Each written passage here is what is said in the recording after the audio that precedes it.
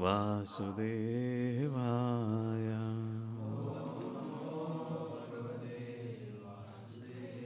Narayanam namaskritya naram chaiva narottamam devim saraswatim vyasam tato jayam dirayat nashtaprayesha bhadrayeshu nityam bhagavata sevaya bhagavati uttama shloke bhakti bhavati nashtaki Krishnaya Vasudevaya Devaki Nandanaya Cha Nanda Gopa Kumaraya Govindaya Namo Namaha Om Jnanatimirandasya Gnananjana Shalakaya Chakshurunmilitam Yena Tasmai Shri Gurave Namaha Shri Chaitanya Manobhishtam Stapitam Yena Bhutale Swayam Rupa Kadamayam Dadati Swapadantikam Vandeham Shri Guru Shri Juta Padakamalam Shri Gurun Vaishnavamsha Shri Rupam Sagajata Sagana Raghunathanvitam Tam Sajivam Sadvaitam Savadutam Parijana Sahitam Shri Krishna Chaitanya Devam Shri Radha Krishna Pada Sahagana Lalita Shri Vishakhan Vitamsha Namo Vishnu Padaya Krishna Krishnaya Bhutale Srimate Bhakti Vedanta Swami Niti Namine Namaste Saraswate Deve Gauravani Pracharine Nirvishesh Shunyavadi Pashyata Deshatarine Namo Mahavadanyaya Krishna Prema Padayate Krishnaya Krishna Chaitanya Namane Gautase Namaha Vanchakalpa Tarubhyasya Kripa Sindhubhyaiva Cha Patidanam Pavanebhyo Vaishnavebhyo Namo Namaha He Krishna Karuna Sindhu Dinabandhu Jagatpate Gopesh Gopika Kanta Radha Kanta Namostate Tapta Kanchana Gaurangi Radhe Vrindavanishwari Vrishabhanu Sute Devi Pranamami Hari Priye Jai Shri Krishna Chaitanya Prabhu Nityananda Shri Advaita Gadadhar Shivasadi Go Bhaktivinoda Hare Krishna Krishna Krishna Hare Hare Hare Ram Ram Ram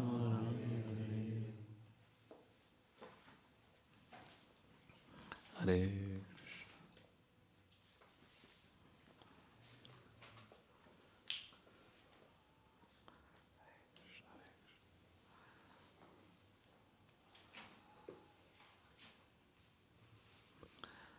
Just 1 second, please.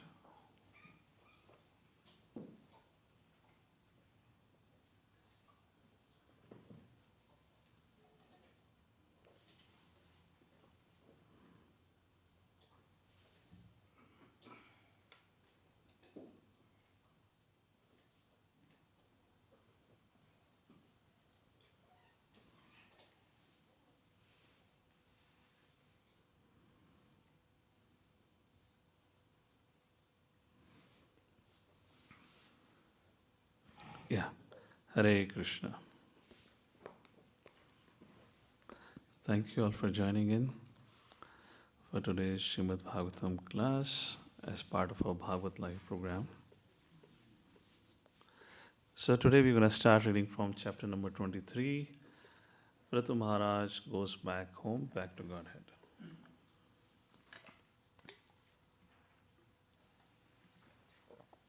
So I have a question to begin with. What is required to go back home, back to Godhead? Yes, Prabhu. Laulyam is required. Or how do you go back home, back to Godhead?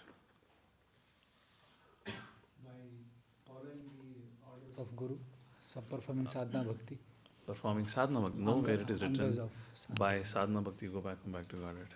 By the mercy of By the mercy of spiritual master. Where it is written, you, by the mercy of spiritual master, you go back home, back to Godhead. Yasya prasadat bhagavad prasad. You get the mercy of the Lord. You can be in the material world and get mercy, na? Very specific question. Yeah, interpolating. Where it is, how do we go back home, back to Godhead? Yasya prasadat bhagavad prasadam. Yasya prasadan nagati kutopi. You have no other destiny, you have no destination, you have no hope in this world. You please spiritual master, then you please Guru, then you please the Lord, you get His mercy. So we are hopeful that mercy will also include that package, a free return ticket. What else? It's an interesting question. How does one goes back home, back to Godhead? What is the surrender? Okay, if in case you can quote some praman, Shastra praman, that'll be nice. Surrender. Yes. Yeah, Krishna mentions in Bhagavad Gita, Janma Karma Chame Divyam. So once The one who knows the transcendental nature of my birth and activity, Janma Karma Chame Divyam Evam Yo Vedi Tattvataha. When he knows it in truth, Tattva, Tyaktva Deham Punarjanma. इस शरीर को त्यागने के बाद वह दोबारा जन्म नहीं लेता. Okay, a little closer now. What else?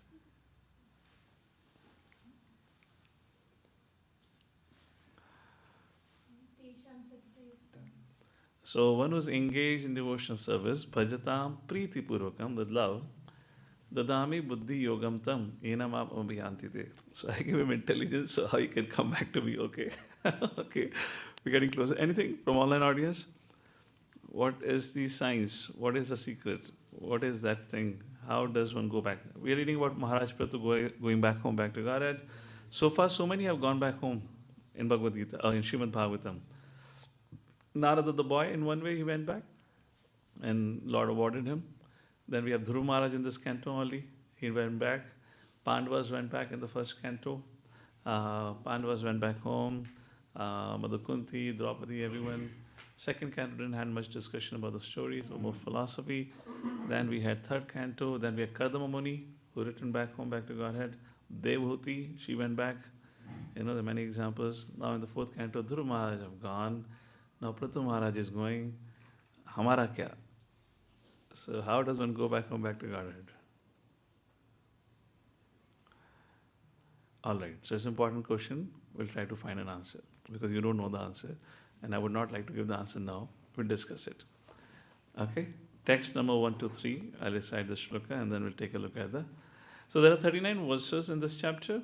The first 18 verses will talk about Pṛthu Maharaj taking to Vanaprastha life. So Pṛthu Maharaj's birth and appearance was because his father, King Vena, had somehow, from his birth, was extremely cruel and hard-hearted and abrahminical. He destroyed fire sacrifices, which was the Yuga Dharma at that age, because of which all kind of spiritual activities had stopped. So Pṛthu Maharaj took birth to re-establish, the Yuga Dharma. That was his purpose. Now that Yuga Dharma has been established, he have taught his citizens, everyone, how to perform yajna. He himself conducted many yajnas, and his kids, his sons, would perform many yajnas like this. So after completing his duty of re-establishing Yuga Dharma, now he takes to the path of renunciation. I just wish all of you can meditate on this point for a while. Maybe not now, later on. Sooner or later, we have to renounce. Death, when it knocks on our door, it means we are forced to renounce. But how interesting the Vedic culture is, it prepares us. The whole idea of Vedic culture and Vedic science is to prepare us for the final exam. Prabhupada writes in the paper, and one of the papers here, devotee is always conscious of his final exam and is always preparing for that final exam. What is the final exam? Death. A devotee is always in the preparatory mode for the death. However, a karmi, what is the difference between a devotee and a non-devotee for that reason? A non-devotee would never be in the consciousness of preparing for death. A non-devotee is always in preparation of extending his stay in this world. But a devotee, unlike a non-devotee, has no interest in extending his life. I remember when I was in America, those days I had signed up to Ultimate Self-Realization course, online course of His Grace Sankarshan Das Adhikari Prabhu. So he was, I would say, one of the very few who were running some online spiritual programs like that. So every morning, Prabhuji's wonderful thought of the day and message and some experience used to come. So they were in Lithuania or some place, and mother had got his good wife, missing the name. She had got a minor heart attack or something that had happened. So she was reflecting, and she was saying that particular morning she was doing Mangalati, and she was praying to the Lord, "My dear Lord," this is before getting a heart attack, minor heart attack or some paralysis attack or something. I don't remember the details. So she was reflecting, I was praying to the Lord when I was doing Mangalati, "My dear Lord, my body is healthy, my mind is healthy. Before it becomes paralyzed, please take me away." It's a very interesting thing. And we'll see that today. There is one of the themes which I want to elaborate and discuss. A devotee, King Akula Shekhar, he prayed, "My dear Lord, my mind is in a good and stable condition. Please call me back now." Devotees afraid of becoming old. Karmis are also afraid of becoming old. Ya nisha sarva bhutana tasyam jagrati samyati. But there is a whole day and night difference. Devotees are afraid of becoming old, invalid, because they don't want to be in a situation where they may not remember the Lord. Karmis, for different reasons, don't want to become old like that. So here we also see that. So idea is, Prabhupada emphasizes, a devotee is always in the preparation mode.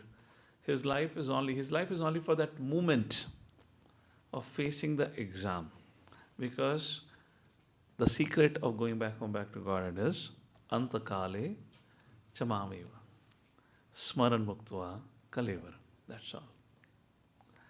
We have become too much mercy case. We are mercy case, but we have to put in our endeavor also. We have to practice. Of course, everyone is putting endeavor, but we have to be conscious of this fact. Antakale chamameva smaran muktva kalevaram. So devotee is always conscious of this fact, and that's the reason he cultivates Krishna consciousness.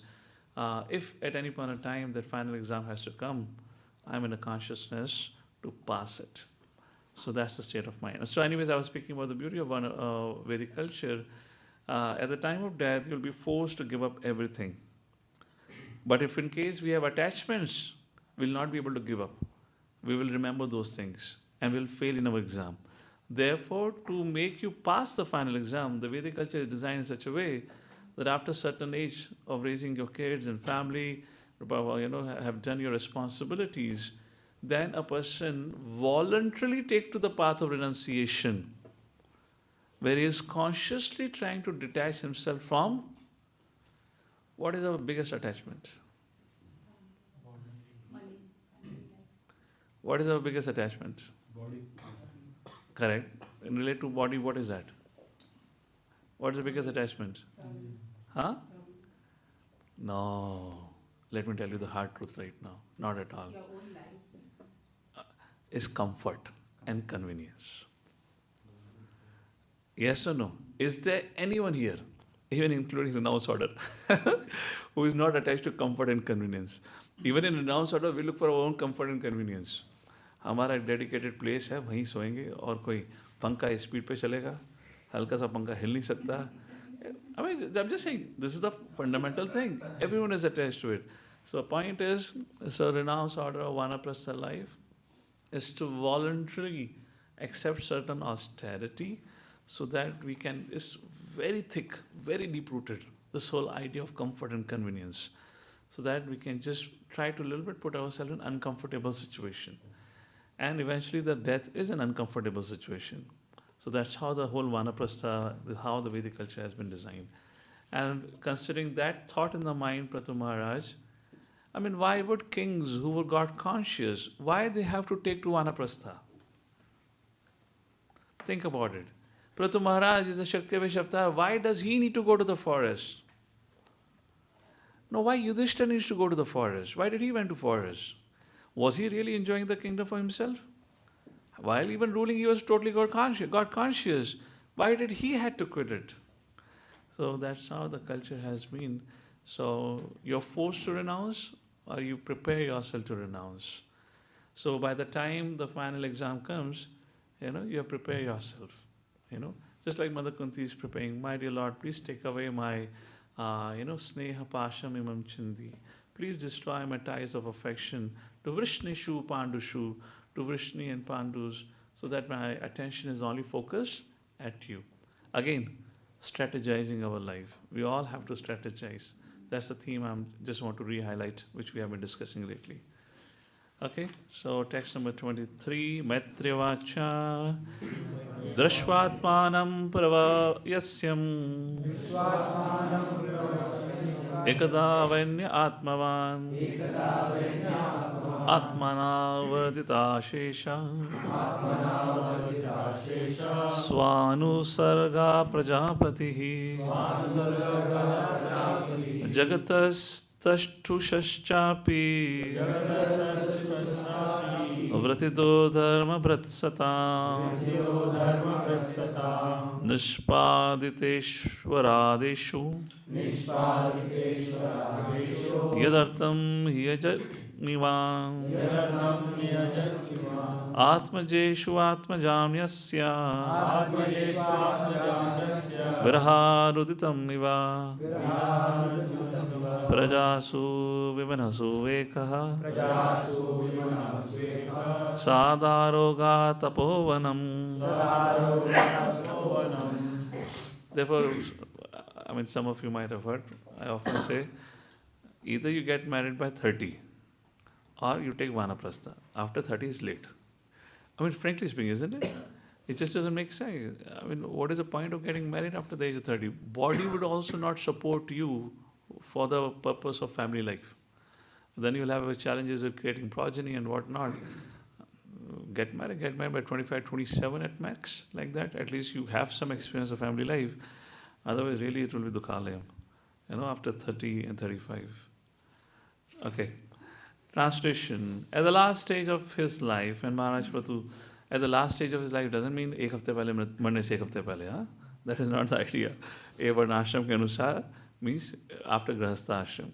When Mahārāja Pṛthu saw himself getting old, that great soul was king of the world, divided whatever opulence he had accumulated amongst all kinds of living entities, moving and non-moving. He arranged pensions for everyone according to religious principles, and after executing the orders of the Supreme Personality God and in complete coordination with him, he dedicated his sons unto the earth, which was considered to be his daughter.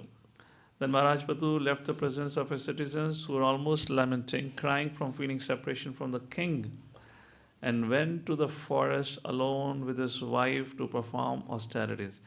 It's a brilliant chapter, particularly for Grahasthas, those on Grahastha Ashram. There's some very beautiful things mentioned here. So, first thing mentioned here is Pṛthu Maharaj chose to, or took to retirement, not only from worldly duties, but also from family duties, responsibilities, and he chose to enter Vanaprastha life. So while entering Vanaprastha life, the thing that he did is he gave donations. He distributed his wealth among different, living entities like that. He arranged pensions according to religious principles. So in other words, you see, what is the idea of Vanaprastha?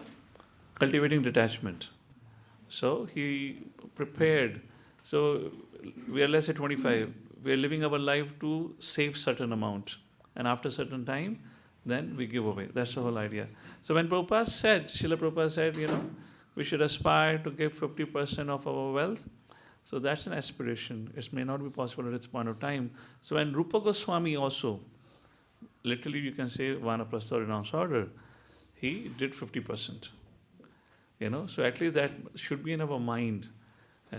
Make sure our family members, our dependents, they become independent. They're standing on their feet. At that point of time, don't have this idea, Sara ka Sara apne bachcho ko dena hai. That should not be. Generally, that's what happens in this world. No, you keep it 50%, but 50% used for devotional, because that's going to bring credit to you. That's the idea of 50%. Okay, text number 4. After retiring from family life, Mahārāja Pṛthu strictly followed the regulations of retired life and underwent severe austerities in the forest. He engaged in these activities as seriously as he had formerly engaged in leading the government and conquering everyone. So he was very serious while he was a king. Now he's very serious while he's taken to Vanaprastha. What it means at the today day and time, Kali Yuga, in today's situation. What could a grahastha do when his kids have become independent? Probably have gone to college. Literally after college, they literally more or less are considered independent that way. They've gone to college life. What should be done from the point of view of grahastha? Any thoughts? How vanaprastha kind of a thing can be practiced in today's day and time? Yes? They should engage their time and efforts more. Yeah, they should become full-time as brahmachari, literally. Of course, you have to carry out your job, you want to work for some more years, totally fine. But if in case, see, as a family, as a parent, you're living for whom? You're doing everything just to take care of your kids? They are your dependents. This is what the family life today is restricted to. If your dependents have already become independent, they're already standing on their feet. Now if you're still holding on to your things, you're on the wrong track. You're on the wrong track. Now at this point of time, you should be as good as a renounced order. Of course, you may have your situations, things, family commitments, nonetheless, but mentally you should be prepared to give as much as time. Because if you don't give time now, when do you get time to cultivate Krishna consciousness? Where is time for it? Just by chanting 16 hours, we're just hanging on, staying alive. But that's not sufficient for us to really do the needful thing. That's the idea. So Prabhupada says in the purport, as it is necessary for one to become very active in family life, similarly after retirement from family life, it is necessary to control the mind and senses. This is possible when one engages himself fully in the devotional service of the Lord. So in that case, to be more precise, move next to the temple community. And I would say vanaprastha or renounce, to live a more simple life, just have prasadam what is served in ashram. Because that is one thing which happens a lot. Aaj ye khana hai, wo khana hai. Of course, our ashram prasadam is also quite popular in one way. We have multiple kitchens, multiple times serving happening. आपको breakfast item पसंद है तो breakfast kitchen अलग, आपको brunch item पसंद है तो brunch kitchen, आपको हेल्थ प्रसादम खाना है तो health kitchen. After all, we are prasadam movement, no doubt about it. At least stick to that. At least stick to that. That's the whole idea. Text number 5. In the Tapovan, Mahārāja Pṛthu sometimes ate the trunks and roots of trees. Sometimes he ate fruit and dried leaves. For some weeks, he drank only water. Finally, he lived simply by breathing air. So, a question can be raised here. Again, same point. If Pṛthu Mahārāja, anyways, has been declared Shakti Avatar, he was totally God conscious when he was in Grahastha life. He is God conscious now in Vanaprastha life. He can still be very God conscious after eating aloo kachori. I'm asking a question, isn't it? It's just because if he ate aloo kachori, it's not that. If he went to, let's say he went to a forest, he could have carried his servants with him, no? मैं ज़मीन पे सोऊंगा पर 3 time ढंग से खाऊंगा, शरीर बना के रखना है, मेंटेन करके रखना है ताकि मैं योग ढंग से कर सकूं. My question is, why Pṛthu Mahārāja would have to perform austerities like this? What is the function of austerity? Complete detachment from body necessities. To accept volatility. Okay, very good, very good. What is the purpose of austerity? What I'm speaking right now are the things that our mind speaks to us. So I'm giving you an argument for it. Why? What is the purpose of austerity? Yes, what are we going to do? We can give less time to our body and more time to spiritual activities. Okay, purpose of austerity, fine. What is the purpose of austerity? Yes? Detachment from comfort and convenience. Yeah, same thing. Vishwambar Prabhu was saying. Okay, what is the purpose of austerity? Purification. Yes, the purpose of austerity is purification. Purification of mind and sense. And what all you said is included in that. The purpose of austerity is purification. So Pṛthu Mahārāja here, the nature of bhakti is such, the nature of devotee is such, even if he is pure, he will still consider himself impure. And he would want to perform austerity thinking that, no, I have a long way to go. You understand the consciousness? That's the idea he has taken upon himself. This amount of austerity. No, I have to purify myself. That's the idea. Then Prabhupada writes in the purport in the second paragraph, it is also notable that according to Vedic injunctions, to live in the forest is to live in the mode of complete goodness. Live in the city, mode of passion. Live in a brothel or drinking house, live in mode of ignorance. However, to live in a temple is to live in Vaikuntha. So we are creating some opportunity for all of you. Which is transcendental to all the modes of material nature. Actually, हमारा original plan तो यही था, बड़ा सा बनाएंगे, पर उतना तो नहीं हुआ, कम छोटा तो बन ही जाएगा. Otherwise, we were thinking we'll have temple and a whole community thing that didn't work out so well. Can happen later on, but nonetheless, we'll start with few apartments at least. This Krishna consciousness movement affords one the opportunity to live in the temple of the Lord, which is as good as Vaikuntha. Consequently, a Krishna conscious person does not need to go to the forest and artificially try to imitate. Pṛthu Maharaj, can you open the window please till the time they start construction? That's the point. Text number 6. No. Open from behind. Don't touch this side. Following the principles of forest living and the footsteps of great sages and munis, Pṛthu Maharaj accepted 5 kinds of heating processes during the summer season. Exposed himself to torrents of rain in the rainy season, and the winter stood in water up to his neck. He also used to simply lie down on the floor to sleep. This is about that, Ashtanga Yoga, those austerities. So what this yogis they do, they'll surround themselves by fire, not in the winter. Then it is comfortable. You say, "Wow, this is good life, huh? Yogi life is good." So surround yourself by winter and say, "I'm doing tapasya." No, in the hot summer. And in the cold weather, they'll drown themselves in the cold water up to the neck. So Prabhupada is saying, you don't have to do. Your only austerity is live in the temple and survive in the temple. That's not austerity. You do, that is good enough. Text number 7. Mahārāja Pṛthu underwent all these severe austerities in order to control his words and senses from discharging his semen and to control the life air within his body. All this he did for the satisfaction of Krishna. He had no other purpose. So Prabhupada writes in the purport about.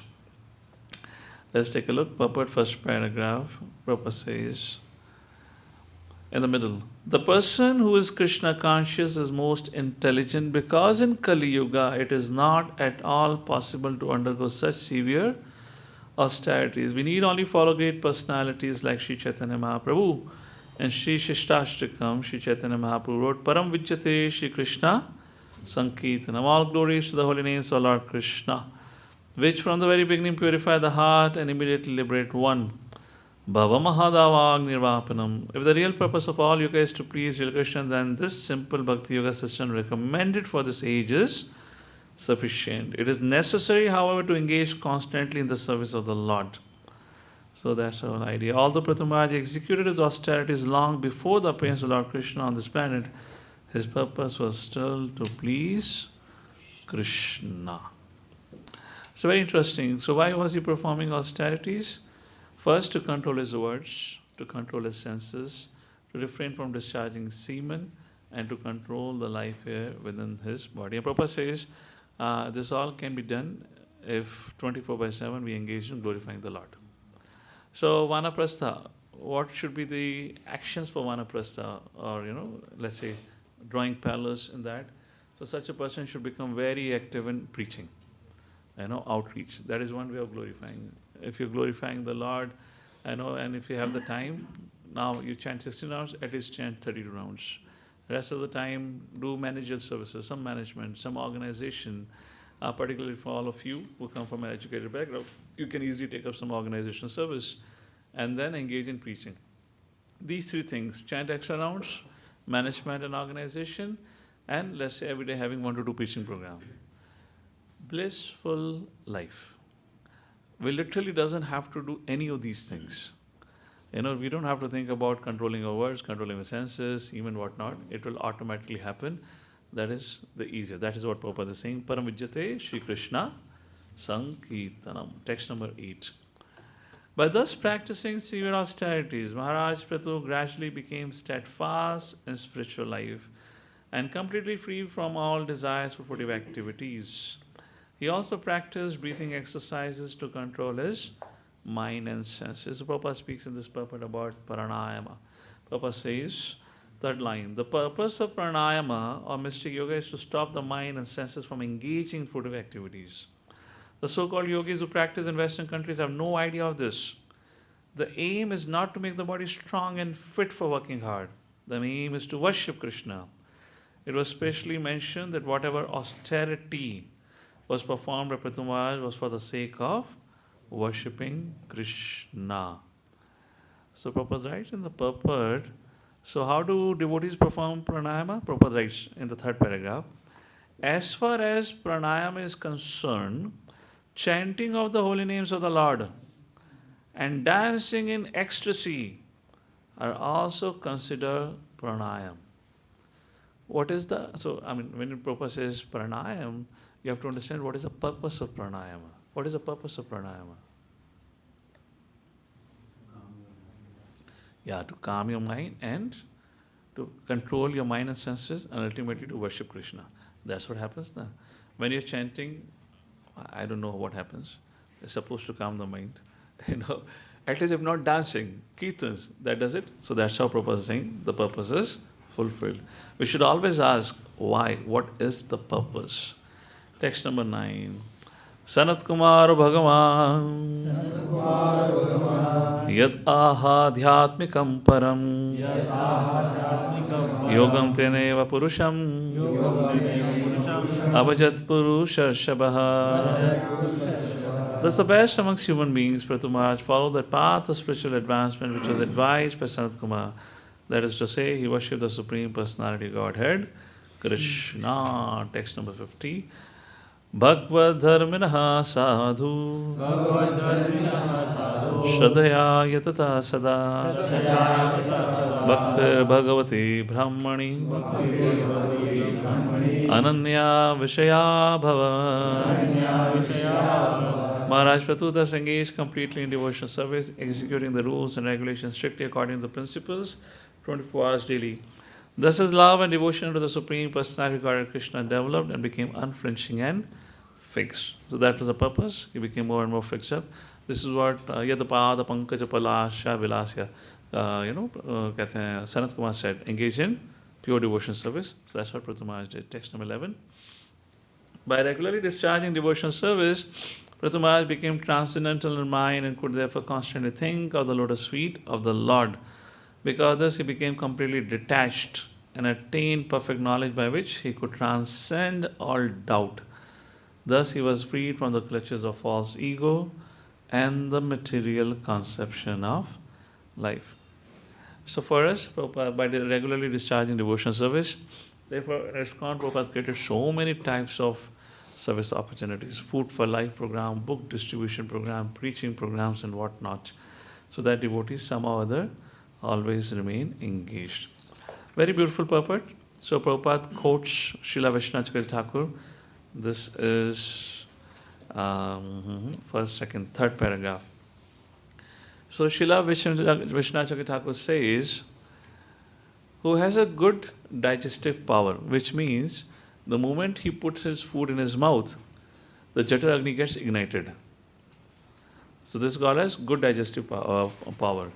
So those who have a good digestive power, or who, the moment they put food in their mouth, the Jata Agni is ignited, they do not need to take some digestives or medicines after taking food to digest. Similarly, the fire of devotion service is so strong that a devotee does not need to act separately to attain perfect knowledge or detachment from material attractions. So where, I guess in Bhagavad Gita class I was speaking about, somehow as a devotees also, we literally follow Mayavad kind of a philosophy. Our whole life gets centered around naiti, naiti, naiti, naiti. I will not do this, I will not do that, I will not engage in this, so forth. Because there's so much struggle at times with mind and senses, they keep on artificially trying to restrict themselves. This is what Mayavad philosophy is. Restrict yourself, refrain yourself. I was making a point, but devotional life is not about that. Now, why somebody gets caught up in naiti naiti? No, I will not do this, I will not eat this, I will not. Why somebody gets engaged, gets caught up into it? Because somewhere he has put so many filters in his consciousness, he is not willing to accept the grace which is coming in the form of service opportunities. If you accept service opportunities, if you accept service, it means you're giving away for grace. You don't have to worry about naiti, naiti, naiti, naiti, naiti. So those people who would not just take to devotional service, who would not accept to services, they have all kind of excuses. They end up doing this naiti, naiti, naiti. For them to sustain and survive in bhakti becomes very difficult. And they're literally struggling in there, even in sadhana bhakti marg. Sadhana bhakti is not the goal, sadhya is the goal, by the way. Don't consider sadhana we are doing is perfection of life. That's just the beginning. Sadhya is the goal. We should be clear of that. So, if in case you're caught up into the situation where there's too much no's going around, no, no, no, no, you got to pause. You have become too much self-centered, restricted within your own life, and you have stopped the grace, the flow of grace. Why? Because you're not taking initiatives. How I can take to devotional service? How can I perform devotional service? Devotional service knocking on your door, still naiti, naiti. Because you're so used to saying no, we say no to Krishna also. Naiti, naiti, naiti. And that is one major hassle we all have to deal with consciously. I elaborated this in our recent Bhagavad Gita class about it. We were speaking on Param Drashtvā Nivartate, what it means. Okay, so this is how he destroyed his subtle body. Text number 12 talks about what he did.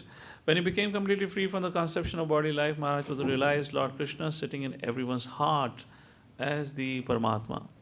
Being thus able to get all instructions from him, he gave up all of the practices of yoga and jnana. He was not even interested in the perfection of the yoga and jnana systems, for he thoroughly realized that devotional service to Krishna is the ultimate goal of life. So this was a situation. Text number 13 to 18 describes about Pṛthu Mahārāja quitting his body, going back home, back to Godhead. I want to pay attention to this. That's the reason I was rushing up. So let's take a look at it. Text number 13. In due course of time, when Pṛthu Mahārāja was to give up his body, so we were talking about in the beginning of the discourse today, I started with the question, how do you go back home, back to Godhead? Somebody said surrender, somebody said mercy, everyone said different things. It was all periphery. The answer is, going back home, back to Godhead depends on antakale chamameva, smaran muktva kalevana. I don't know why we often forget this point. Our going back home, back to Godhead is not others' responsibility. It's not even Guru's responsibility. Guru's responsibility is to show you the way. It is your responsibility to walk the way. We have been very wrongly conditioned with this idea. Somehow I should take initiation from one Guru and that Guru will take care of me. It doesn't work like this. Where it has been said in the scripture like that. Guru shows you the way. You have to walk the way. First canto, Prabhupada, that is that famous shloka, famous purport. Everyone has to learn to fly his own plane. Who is saying? I am not saying. Prabhupada is saying to all of us, every one of us. Why Prabhupada is saying? Because Krishna says, Antakale chamameva. Now Pṛthu Mahārāja, is the spiritual master standing here and catching his hand or catching his Atma from his body? Chalo, back home, back to Godhead. Where have you read about this? No, the way is shown. And now you have to follow that. And now you have to cultivate Krishna consciousness. It's an endeavor which we all have to do it. In due course of time, when Pṛthu Mahārāja was to give up his body, he fixed his mind firmly upon the lotus feet of Krishna. Now question comes to Prabhuji, why so much devotion to Guru has been emphasized? Because without having devotion for a devotee, you cannot develop devotion for Krishna. That is the principle.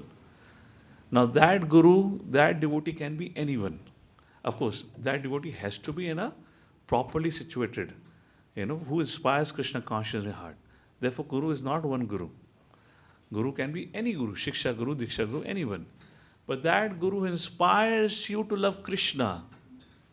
And if you develop love for him, if you develop attraction for him, because he inspires you to love Krishna, then where does your love end? At Krishna. That is the whole principle of it. I don't know why we have the sentiments about the subject matter. In due course of time, when Pṛthu Mahārāja was to give up his body, he fixed his mind firmly upon the lotus feet of Krishna, and thus completely situated on the Brahma Bhuta platform, and he gave up the material body. And I already established that point in the beginning. For a devotee, he is looking forward for the final exam. His whole life is that moment, that exam which he has to give, which all of us have to give, knowingly and unknowingly, that is death. And devotee is always preparing. So much so the devotee prays, my dear Lord, may I face that exam when my body is healthy, when my mind is healthy, so that I can remember you. Now my question is, if everything happens by the grace of Guru and Gauranga, why would great devotees pray like this? Prabhupada quotes, let's take a look at here. Just before the verse in the purport. Every devotee desires to give up the body while it is sound physically and mentally. This desire was also expressed by King Kulashekar in his Mukunda Mala Stotra. King Kulashekar wanted to give up his body while in a healthy state, and he thus prayed to Krishna to let him die immediately while he was in good health and while his mind was sound. When a man dies, he is generally overpowered by mucus and bile, and thus he chokes. Since it is very difficult to vibrate any sound while choking, it is simply by Krishna's grace that one can chant Hare Krishna at the time of death. However, by situating oneself in the Mukta Asana position, a yogi can immediately give up his body and go to whatever planet he likes. So, why would devotee pray like this? I just quoted an example of Sankarshan Das Adhikari Prabhu's wife in the beginning. It is my responsibility to remember. We have to take that onus. Don't just say, you make me remember. I have often seen somewhere there is this idea. Somehow by hook and crook at the end moment, ho jayega. Let me live. No, it is our responsibility. And therefore, in the recent sessions I've been talking about, each one of us have to strategize. You have to strategize. I got to strategize my life. How can I cultivate remembrance of the Lord? We have to plan our life and live our life in such a way. And for Grahasthas, I've already spoken in the previous week sessions how you can look into that way. So that's the whole idea here. Okay?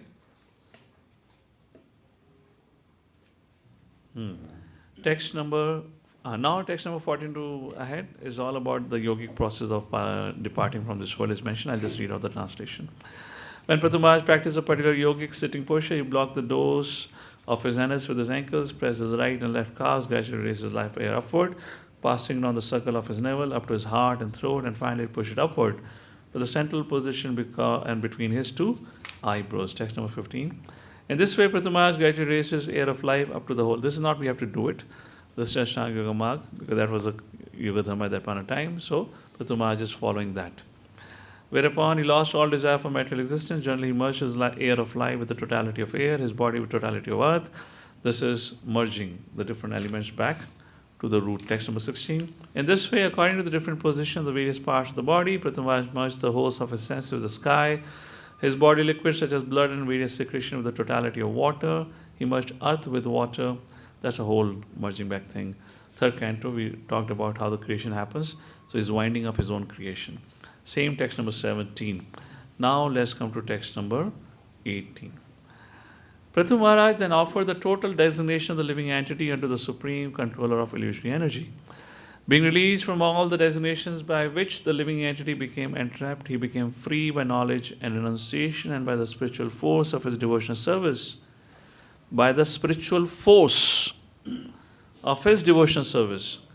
In this way, being situated in his original constitutional position of Krishna consciousness, he gave up this body as a Prabhu, a controller of the senses. The Prabhupada often used to say in the context of spiritual credits, we should perform, we should earn as much as spiritual credits we can earn. That's how Prabhupada will talk about.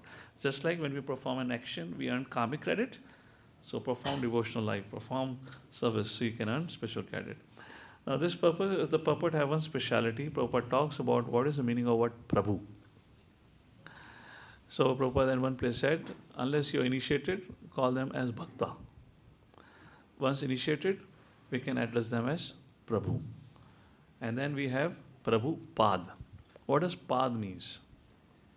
Pad means feet, Pad also means position. So Pad, Prabhu Pad, at whose feet everyone sits. So Prabhupada also refers to in one way Supreme Lord, or the spiritual master sitting at the feet of Prabhu, like that. Other is Pad is position, Prabhu, which means who has a position of Prabhu. Prabhu means controller. Who is a controller? Ishvara, which means one who is as good as the Supreme Personality of Godhead. who is as good as कहते हैं, what do you call as good as Supreme Personality Godhead? So Prabhupada says, we say Yasya Prasada Bhagavat Prasada, that whole prayer is for Guru. So that's how. That's the whole idea.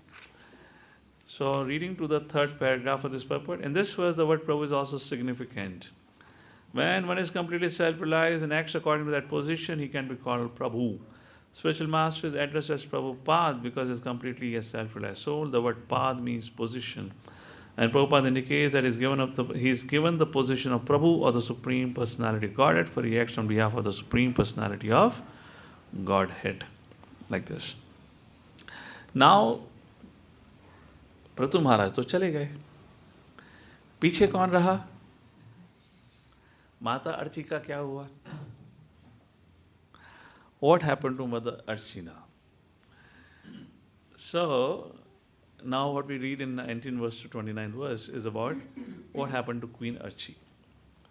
So, Pṛthu Mahārāja, by his yogic power, ignited the flame and whoop, he disappeared. He's burning. His body is burning like that. Now, what would Archi do? Archi circumambulates the burning pyre and she enters into it. We have heard about this many times. So far, since you have come in ISKCON, you have heard, or maybe you might have heard from British education system, or ladies were pushed into fire. Two different ways you might have heard. So now let me ask this question to all of you. Okay, no, don't mind, but I'll just ask the ladies here for the time being. Does it make any sense? Fire burns. Even for men for that reason. I'm saying ladies because they work in the kitchen, so they're more, comfortable touching fire than us. Does it make sense to enter? I mean, I just want, just hypothesize, or think about it. What could be going in the mind of क्या नाम है अपना, क्या नाम था? Archi, that she could enter the fire. What could be happening? Yes? I think they are attached. Mike. तुम इतने ध्यान होके क्वेश्चन सुन, आंसर सुन रहे, माइक तो दे दो. I'll let you what you should hear. They are so attached that it's meaningless to live without that soul who has gone. Very nice. Okay. So actually these women who followed this path, we see even Gandhari followed the similar path. So these women are very chaste women, and they have collected the strength of chastity throughout their life, and that Okay. makes it possible for them to enter into that fire. But the fire still burns. Yeah, the fire burns, but then they are like they have so much of chastity over there. Their loyalty towards Purity, in other purity. words. Yeah, chastity is purity, and they have so much of that they can tolerate that, and they can give up their life in that way. तुम्हें सती नहीं करना, तुम चुप बैठो. Let mothers answer. I'm not asking Prabhu. तुम क्यों हाथ उठा रहे यार? I just want, it's psychology. I'm discussing psychology here. Just see if somebody, anything else, mother? So they know, Prabhuji, that they can attain the same destination as Oh, there's a selfish goal. Mother Vedani also read the same thing. I'll also get the same destination. But my point is, all agreed upon what you said. But the fire still burns. We may be fully determined. Just you put the finger in the fire. The response of the body by default is to pull it back. How can you enter into the fire? So Prabhupada gives a wonderful example from Bengal. So first thing, this is voluntarily, this is never imposed. It was never. Prabhupada, in fact, in one of the lectures was mentioning, I was reading a transcription recently, Prabhupada said this whole caste system was introduced by British. Before, when Britishers got to know that India is asking for independence, then they instituted this caste system. So that divide and rule kind of a thing. Similarly, they brought this idea of sati, that ladies are forced. Prabhupada said it was never. It just cannot be. It is so cruel. It doesn't make sense. But yet we had some cases. Prabhupada was sharing, there was one case where the husband had died and the lady wanted to commit sati. And everyone was saying no. They were literally holding her. No, you cannot commit sati. And she wants to commit sati. So Prabhupada said, but she was still insisting so much. So what she did, she put her finger in the fire. And she kept her finger in the fire. Like people, everyone is holding her. So she took out her hand, put her finger in the fire, kept her finger in the fire for a good amount of time. And then she took it out. Finger is burnt. And then she told everyone, see, my fire of separation is far greater than the fire of burning. I can handle the fire. And then everyone understood. The fire of separation for her is so great that if we don't allow her what she wants to do, she'll burn miserably. And then everyone said, okay, because she cannot live. Then she was allowed to enter. And that is what so it's not that everyone would do that. Those who had the situation, and as she was saying, so chastity in the sense, the beauty of the relationship was such that the lady had no other thought of any other man apart. Of course, I'm not saying it could be that everyone have been chaste. I'm not making any statement on that. But point is, somehow through their relationship, of course, the husband has to be good also. Relationship was so thick, there was no question of. Who I was speaking to recently? Saat Phere ka. I remember when I saw my sister getting married. तो ब्राह्मण बोलता है, कौन बोलता है? पंडित जी बोलते हैं ना, क्या कहते हैं? ये संबंध क्या बोलते हैं, किसी याद है? 7 जन्मों तक 7 आई रिमेंबर, मैं घबराता था, 2 बहनों की शादी हुई, मैंने कहा रियली 7 जन्मों तक तो ज़्यादा हो जाएगा थोड़ा. I was a young boy and I have this question of always asking why. तो मैंने कहा यार 7 जन्मों का क्या एग्रीमेंट है भाई ये? थोड़ा तो ऑप्शन मिलना चाहिए चेंज का. अगर नहीं जमा बाई चांस, so why 7 जन्मों का? But that's how the culture was designed in such a way, so there was no idea. Purpose will make a point in the purpose.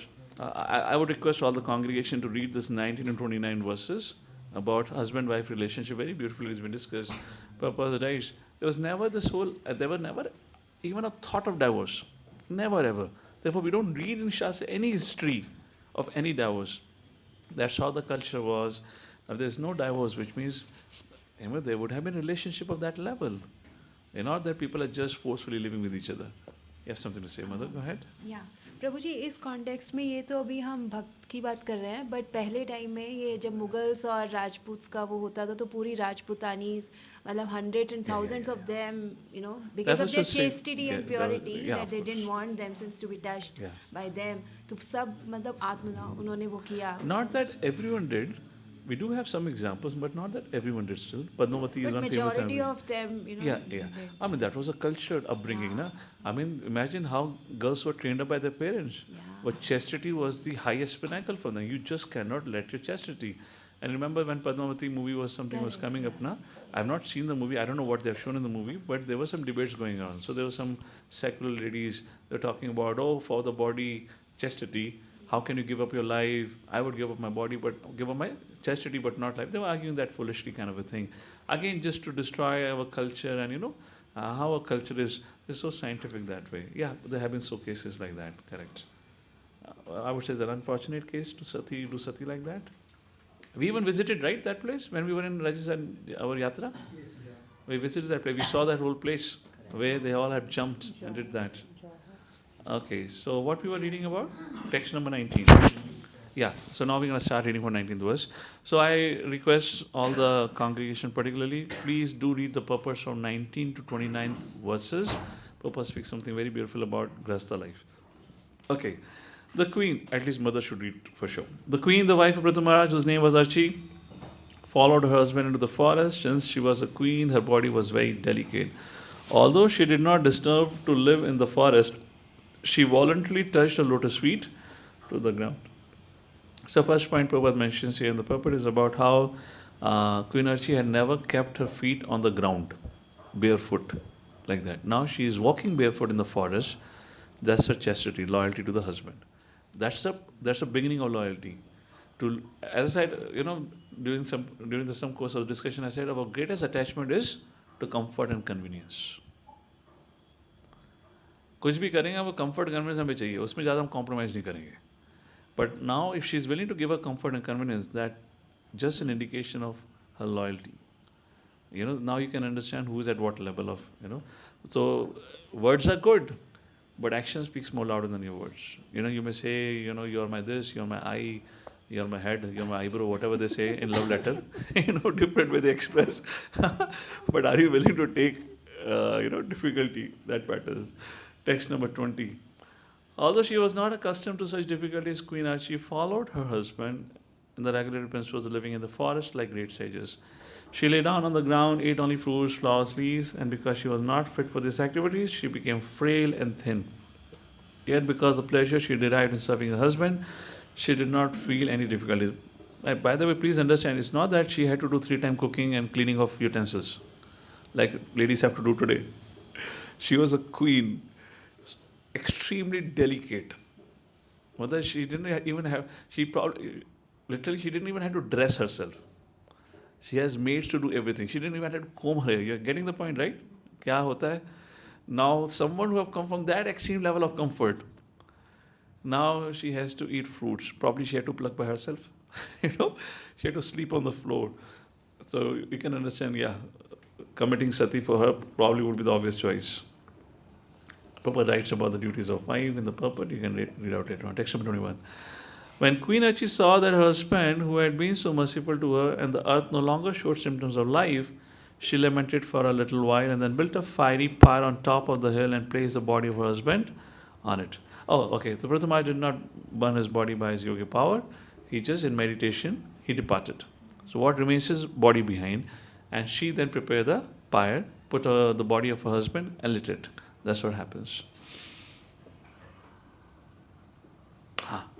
Okay. Prabhupada makes interesting, right? I just want you to imagine you're in the forest, okay? In the role of a lady for a time being. You're in the forest, thick forest, and your husband is dead. And you're with a dead body. And dead body really looks ghostly.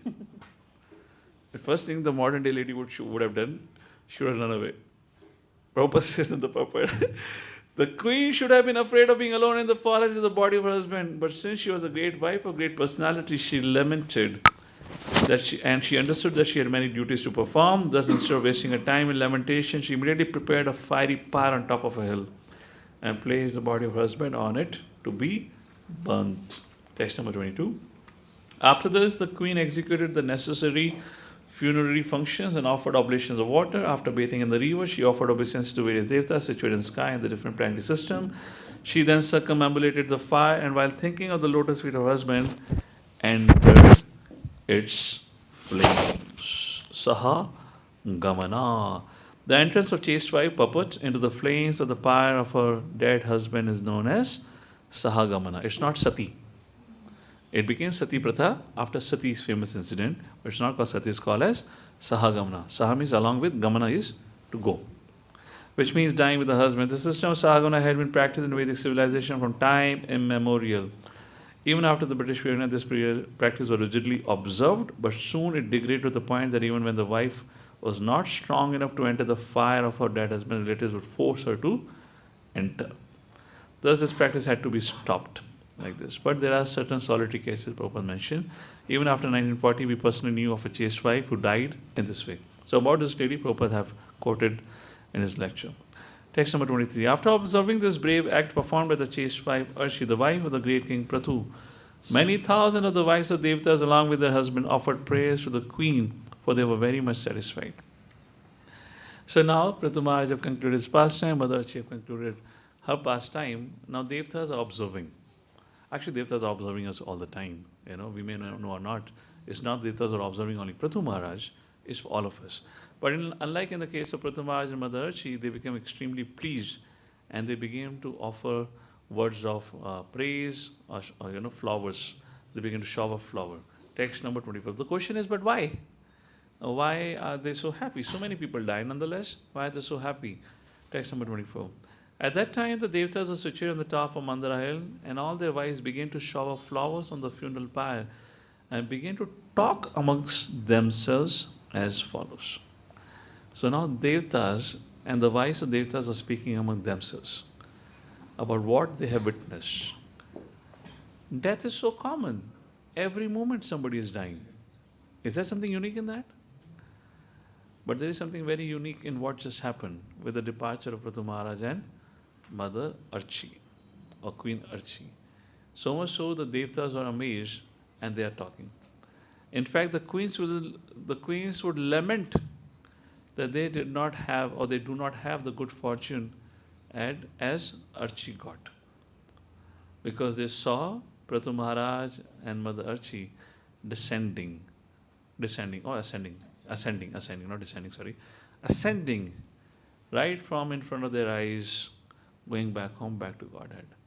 And the wives of the demigods, they would lament now, which we'll read tomorrow.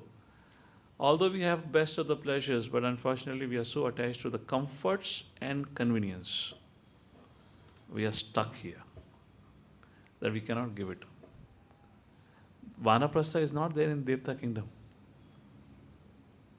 They don't have that. And this is what they're going to lament.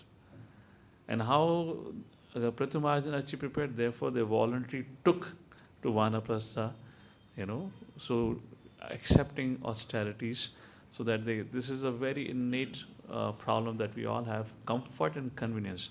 And I believe this was the introduction of my Govardhan talk also. When this time we were giving a Govardhan talk, I was speaking about this point.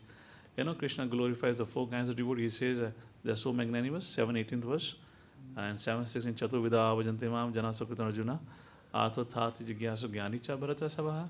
There's 4 kinds of people come, Artho Thati Jigyasu Gyani. We also fall into the category of these 4 people. But Braja Bhakti is entirely different. Braja Bhakti is unique. And what was anyone remembers from the lecture? What was the uniqueness of Braja Bhakti?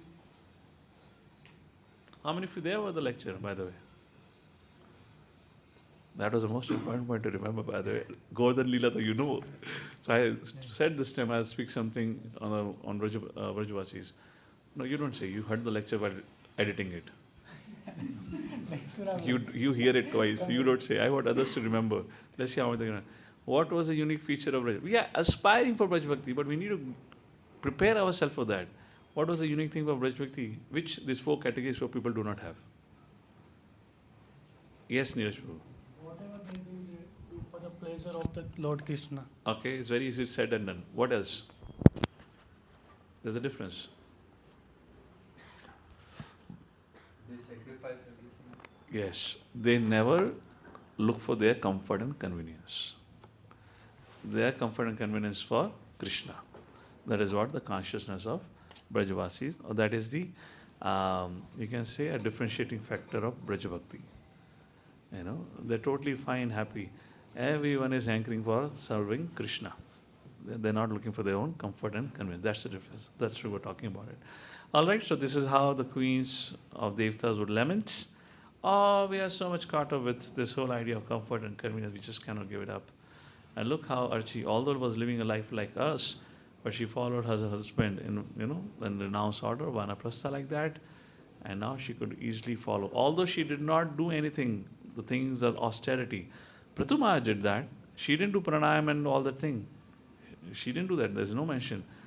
Just because of her attachment to the husband, just being the wife, she followed behind the husband because she was willing to support the husband in the path of the austerity that husband chose to follow.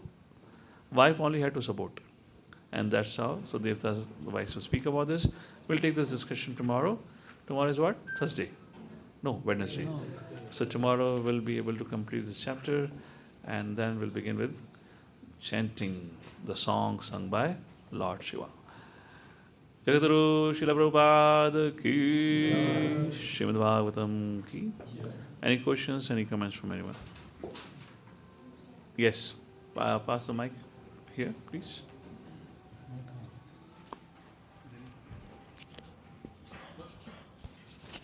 So just continuing with the discussion about this convenience and comfort, Prabhuji, what exactly can we do for that? Because we need certain amount of comfort to follow, to do things. Yeah, correct, which is true. We can't even do things like mentioned right now that, how Pṛthu Mahārāja used to do, stand in hot weather and all those things. See, that is just never the case. For us, comfort and convenience means, we already spoke about it last week also. As a family member, you will have certain aspirations. Try to fulfill those aspirations, fine. But start strategizing, planning your life. At what age? Maybe 50, 55, 60. At that point of time, I got to live a simple life. I cannot continue to live a comfortable life. I need to give up. If not, start living on the floor, sleeping on the floor. Start minimizing the use of AC and things like that. Prepare your body like that. You know, of course, this I'm just saying basic things. That's the whole idea of going to Vrindavan. People go to Vrindavan, they buy a 2 BHK, 3 BHK, put central AC. This is going to Vrindavan. What is the idea of Vrindavan? If you're so much caught up, if you're so much caught comfort, you cannot remember Krishna. It's just not possible. So prepare yourself for that simple life like this. And take to devotional service. Go for book distribution. Do cooking. Do service as much as. That's all.